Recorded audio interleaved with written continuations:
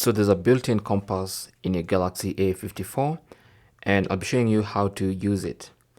Now the built-in compass is inside the Edge panel. All you have to do is make sure Edge panels is enabled and the tools panel is enabled inside the Edge panel settings. So go to settings. On the main settings page, go to display, tap on that, and then under display, go to Edge panels, tap on that. And like I said, make sure Edge panels is enabled first. That's the only way you can be able to pull out from the edge to see that panel. And then go to panels and add the tools panel. So look for tools, this one right here, tap on it to select it, and it's going to be added to the Edge panels.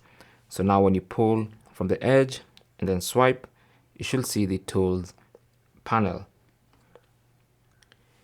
And the first tool is normally the compass. If it's not, then you can tap on this and then select compass. Okay, now it says compass will access your location data. It's going to give you this prompt the first time, so just tap on next, and there you go. So now we have a fully functional compass on the Edge panel of the Galaxy A54.